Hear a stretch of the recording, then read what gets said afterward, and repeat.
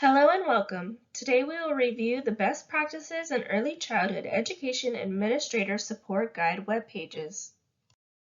Our agenda for today is to review current supports and timelines, review background information of this work, review the usability and functionality of the Administrator Support Guide web pages, review connections to the pre-kindergarten guidelines and the TEKS as it aligns to best practices in early childhood, and discuss next steps for implementation. We will end with questions and share our survey link. Supports and timelines. We currently have all pre-kindergarten guideline documents published on our webpage.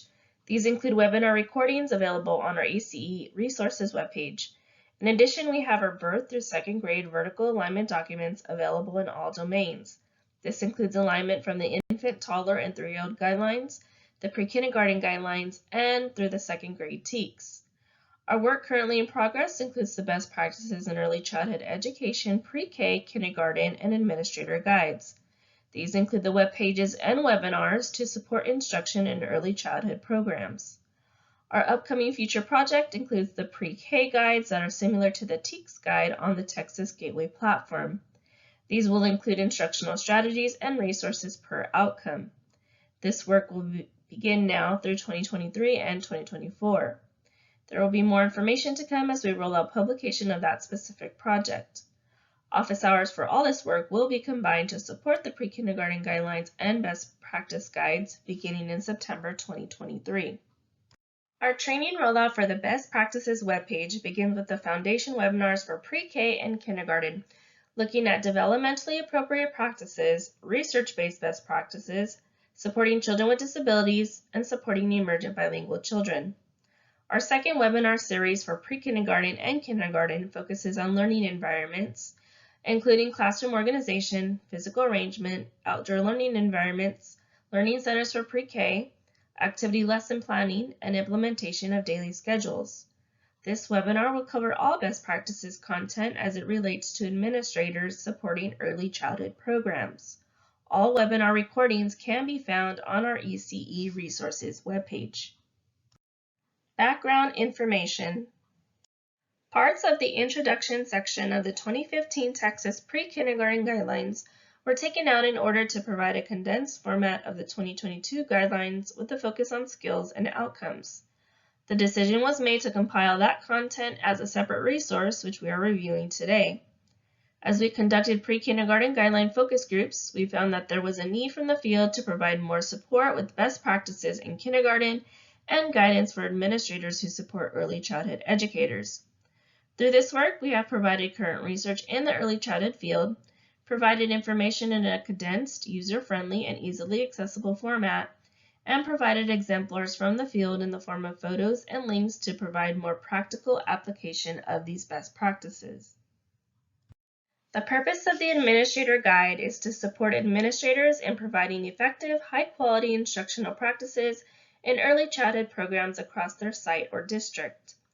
The audience for this guide are site administrators with ECE programs on their campus, or administrators that support early childhood programs at the district level. Usability and functionality. We want to share our shift in usability from our previous intent of providing content in a guidebook to providing content through web pages. Our initial thought was to have the content in one comprehensive place. Shifting to web pages allows us the flexibility to add or update content as needed, such as adding and linking to exemplars from across the state. Web pages also allow us the ability to print specific pages as needed, such as printing the developmentally appropriate practice page for our training. It also allows us the capability of linking within this source to another source. The functionality of the Best Practices Guide includes a landing page that provides the Pre-Kindergarten Best Practices Guide, the Kindergarten Best Practices Guide, and the Administrator Support Guide.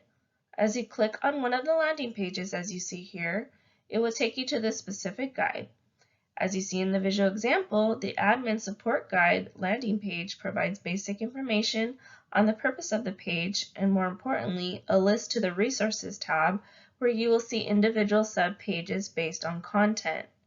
As we develop in the field and think about supports for our educators, Our hope is to add new resources as necessary. We also hope to date stamp these pages in the event we make any updates. Connections to the pre-kindergarten guidelines and kinder TEKS.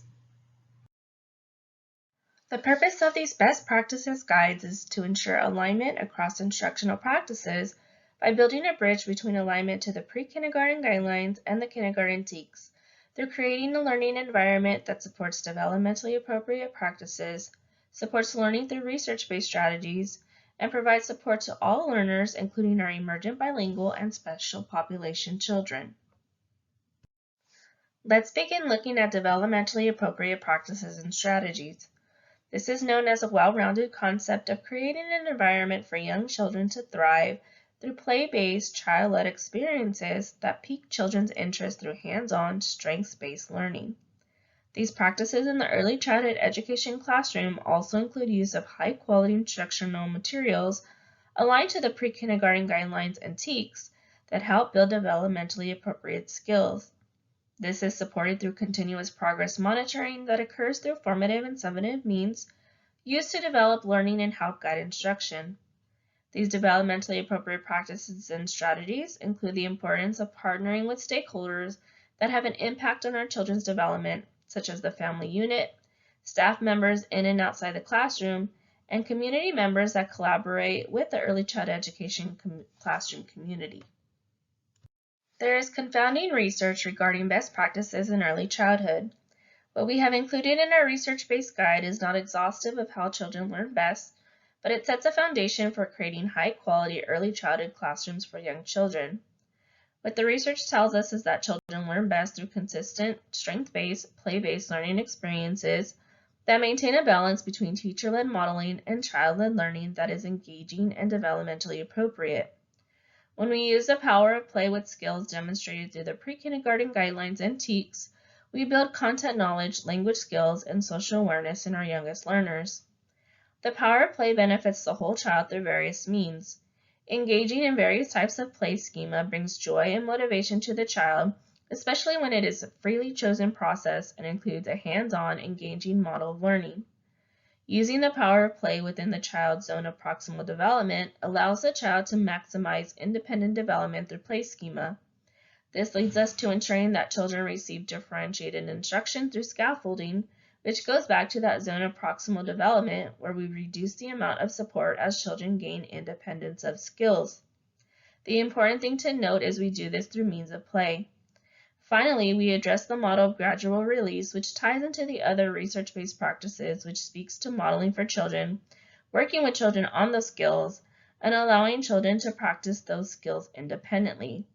These research-based best practices all make up for a successful, supportive, high-quality early childhood classroom. Children identified as emergent bilingual students in the early childhood education classroom must have access to instruction with linguistic accommodations based on their English proficiency level.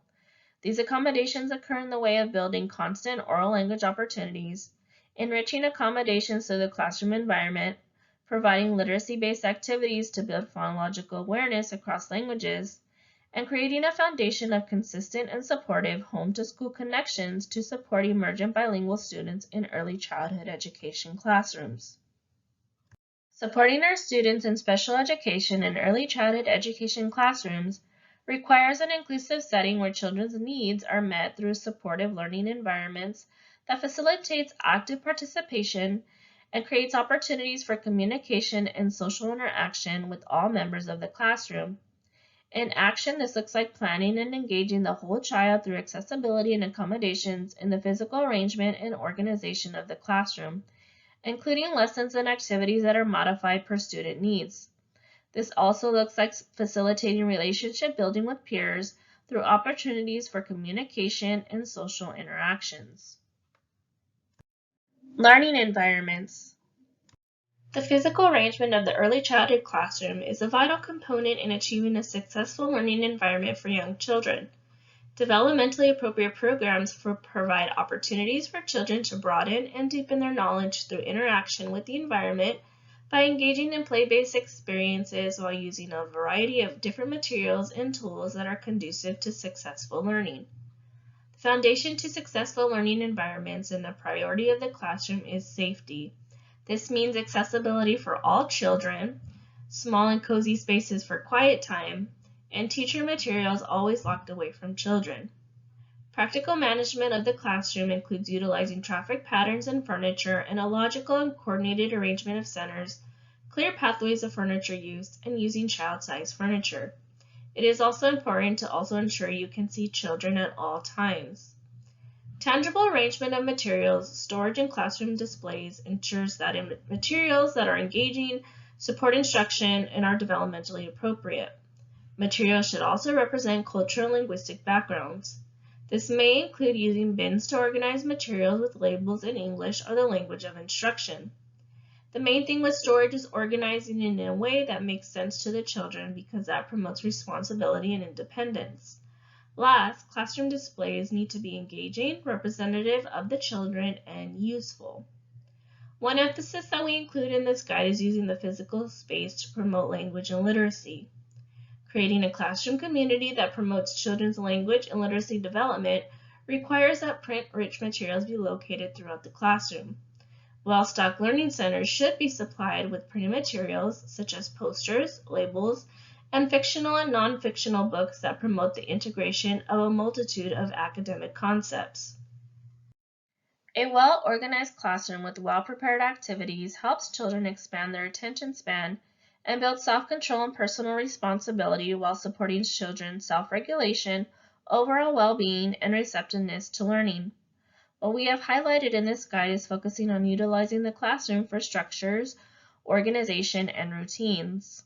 This includes norms, procedures, labeled objects with print or pictures for identifications, and various charts or visual scaffolds. When thinking about learning centers in pre-kindergarten, the physical arrangement of the preschool classroom includes learning areas designed by the teacher in which students participate in hands-on activities to reinforce already introduced concepts and skills using a wide range of open-ended materials through play. In alignment with developmentally appropriate practices, engagement in learning centers should be freely chosen by the child, uninterrupted, and should include the use of a wide variety of materials to support meaningful learning. Learning centers also provide ample opportunities to learn and engage in skills that align to the Texas pre-kindergarten guidelines. The following centers encourage children to engage in hands-on, open-ended, meaningful experiences that support developmentally appropriate play. Please note that the items and tasks mentioned are suggested and do not include an exhaustive list of materials or activities that can be used in each center. Although learning centers in the early childhood classroom may vary in the title or even in the physical placement within the classroom, the goal is to ultimately ensure that the purpose of these free choice areas integrate a variety of different learning concepts, opportunities, and experiences. One concept to consider in the early childhood classroom is cross-area or cross-content play. This includes materials coming together from different areas of the classroom to spark creativity and encourage children's imaginations. In essence, cross-area play is rooted in the idea that children be given the freedom to experiment with materials in open-ended ways. This can support elaborate play schema and developmental learning opportunities. The early childhood education classroom staff have many roles and responsibilities that may vary during specific parts of the school day. During learning centers, the classroom staff have two primary roles that are vital to child development: communicative interactions and safety and supervision. Communicative interactions rely on the adult-child relationship that occurs within the context of language and social experiences. During this time period, the adult has an active role in maintaining a balance of allowing child-led play, yet also facilitating play or learning experiences that include intentional, rich, positive, language-based interactions. This may look like the adult actively playing and interacting with the child, facilitating social interactions between peers, and commenting on the child's play schemes. Communicative interactions during learning center engagement also provides the opportunity for staff to gather pertinent, observable assessment data to add to a child's formative assessment portfolio. The additional role of the early childhood education classroom staff is to ensure safety and supervision of all children in the classroom. Safety and supervision during Learning Center play time is crucial to providing a safe environment where children can learn and explore. Learning Center time requires all staff to be vigilant of any physical barriers that prohibit required access to manipulatives, anticipate children's behavior that requires assistance or redirection, be aware of problem-solving challenges that may occur between peer-to-peer interactions, and be actively engaged with children who require additional support.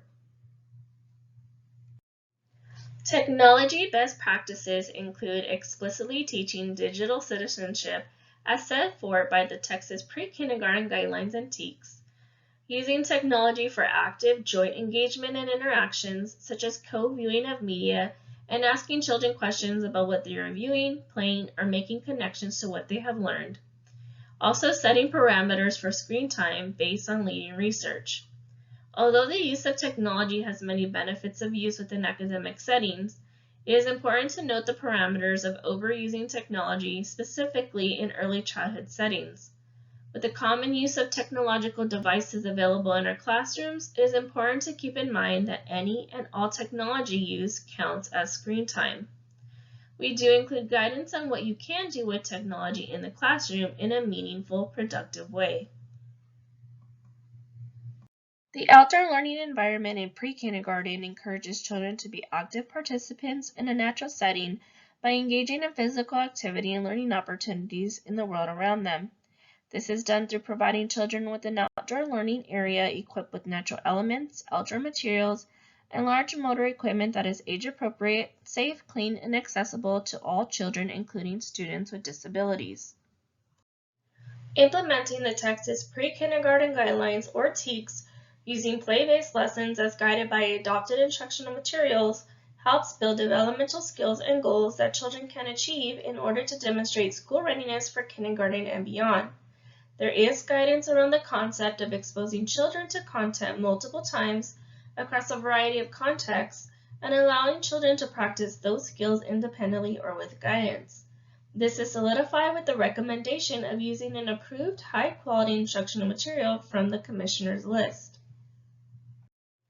Establishing an effective pre-kindergarten daily schedule requires planning intentional interactions and integrating a variety of play-based experiences to deepen and extend the learning process.